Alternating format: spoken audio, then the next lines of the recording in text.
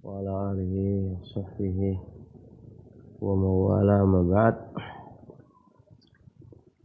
Terakhir pelajaran kemarin kita bahas posisi kedua tangan kita diletakkan di mana pada waktu i'tidal. Dan pendapat yang paling yang kita kuatkan, yang kita condongin, bahwasanya pendapat yang paling kuat adalah irsal. Kedua telapak tangan kita irsalkan, tidak sendakep. Tapi masalah-masalah khilafiyah di antara para ulama, yang penting masing-masing boleh mengamalkan apakah dia sendakep atau tidak. Yang penting harus di atas ilmu. Tapi kemudian selanjutnya setelah i'tidal, maka dia bersiap untuk sujud.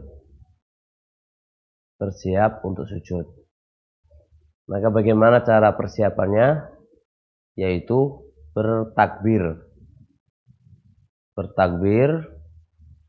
dan mengangkat kedua tangannya kadang-kadang, lalu dia merunduk, ya, lalu dia sujud. Dalil yang menjelaskan bahwasanya ketika mau sujud itu takbir dulu, dan takbir ini dinamakan takbir intiqal, sebagaimana hadis yang diriwayatkan oleh Abu Ya'la dalam kitab Musnadnya dan sanad pada Nabi alaihi salatu wasallam, sanadnya bagus. Karena Rasulullah sallallahu alaihi wasallam adalah Rasulullah sallallahu alaihi wasallam idza arada ay yasjuda kabbara summa yasjud. Adalah Rasulullah alaihi salatu wasallam ketika ingin sujud, Rasulullah takbir dulu, kemudian beliau sujud. Dalil, ketika mau sujud ada syariat takbir. Dan ingat, takbir ini adalah takbir intiqal, dan takbir ini hukumnya wajib. Bahkan di dalam hadis musi'i sholatahu, orang yang jelek sholatnya, dalam sebuah hadis itu Nabi SAW menyebutkan, la tatimmu sholatun li ahadin minan nas, tidak akan sempurna sholat seseorang sehingga, hadis yang panjang, tsumma yaqul Allahu akbar tsumma yasjud. Kemudian dia mengatakan Allahu Akbar, kemudian dia sujud.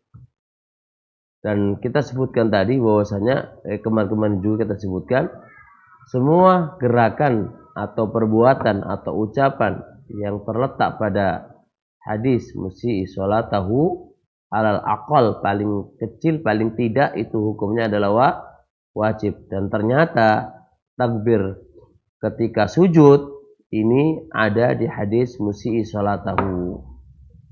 Dan dan takbir yang ada dalam hadis musi'i sholatahu tadi itu, dan semua aturan atau perbuatan atau ucapan atau gerakan yang ada dalam hadis musi'i sholatahu itu hukumnya paling akal, hukumnya wajib. Kemudian seterusnya mengangkat kedua tangan. Ini yang mungkin jarang dikerjakan oleh masyarakat umum. Ketika mau sujud itu mengangkat tangan.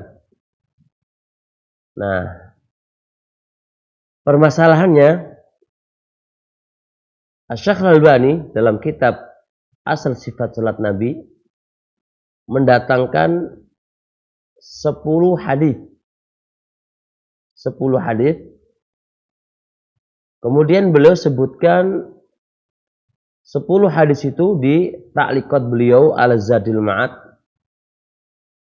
dan beliau sebutkan dan berbicara tentang per satu hadisnya.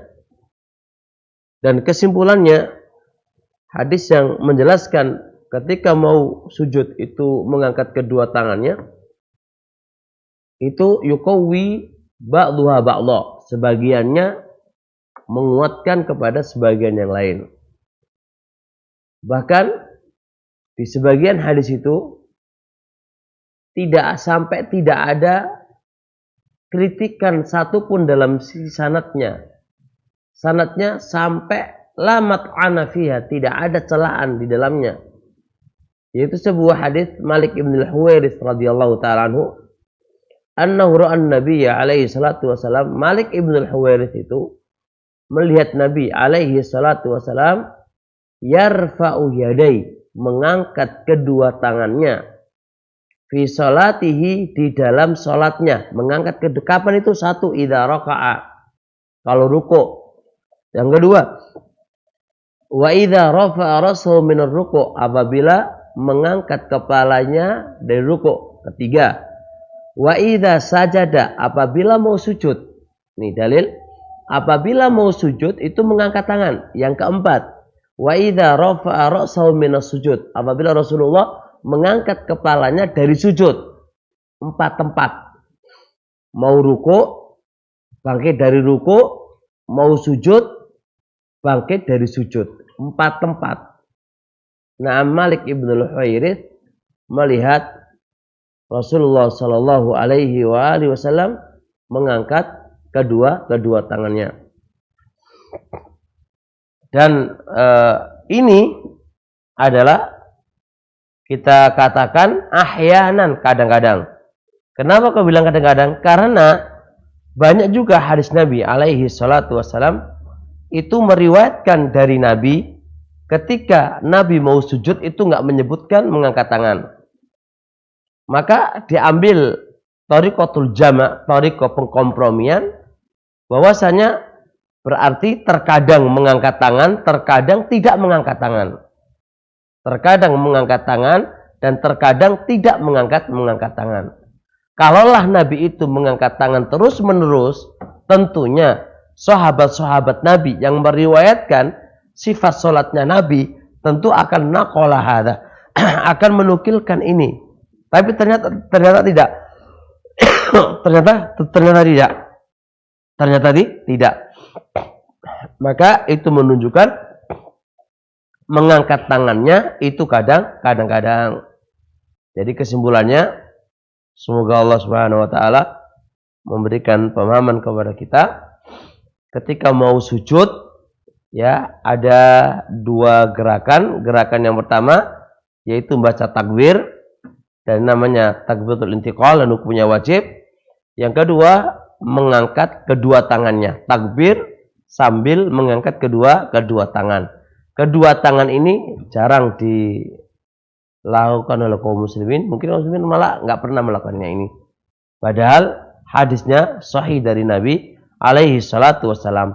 Dan kita katakan pengangkatan tangan ketika sujud tadi itu tidak bersifat istimroriyah terus menerus, tapi apa?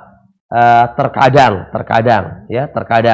Kenapa? Karena rawi-rawi yang sifatkan sifatnya salatnya Nabi itu sebagian mereka tidak meriwayatkannya. Berarti bisa dikompromikan, terkadang Nabi mengangkat sehingga ada sahabat yang melihatnya, dan terkadang tidak mengangkat sehingga sahabat yang lain tidak meriwayatkannya. Kemudian setelah itu sujud. Dan ini masalah yang ramai di antara ulama zaman dulu sampai zaman sekarang, adalah ketika sujud ini mendahulukan yang mana. Kita lihat di sholat-sholat kaum muslimin, ada yang mendahulukan lututnya dulu, ada yang mendahulukan apa? Tangannya dulu. Nah, ini mana yang paling kuat? Dan di antara ulama sendiri berbeda pendapat. Syekh bin Baz menguatkan lututnya dulu, Syekh Albani menguatkan apa? Tangannya dulu, ya. Dan manakah yang paling kuat? dari dua pendapat ini.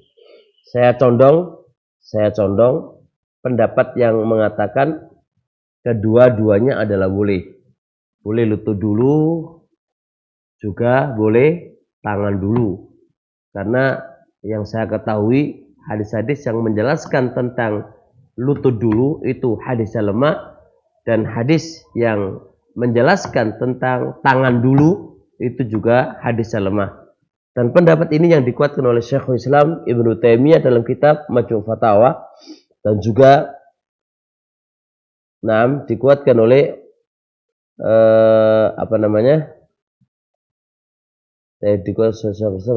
dikuatkan oleh Syekhul Islam dalam kitab Majmu' Fatawa, insyaallah. Jadi boleh pakai lutut dulu, boleh pakai tangan dulu. Adapun hadis-hadisnya insyaallah besok kami akan terangkan hari Sabtu atau hari Minggu ya. Karena Sabtu kayaknya libur dulu. Hari Minggu insyaallah saya akan sebutkan dalil yang memakai tangan dulu itu kayak gimana hadisnya. Terus dalil yang mengatakan lutut tangan dulu itu gimana hadisnya, dan kesimpulannya hadisnya adalah lemah. Tapi insyaallah saya akan sebutkan besok hari Minggu jalannya hadis kok bisa lemah dan bagaimana tidak lemah insyaallah taala. Baik, mungkin sampai sini dulu insyaallah. Subhanakallahumma wa bihamdik, asyhadu an la ilaha illa anta, astaghfiruka wa atubu ilaik. Assalamualaikum warahmatullahi wabarakatuh.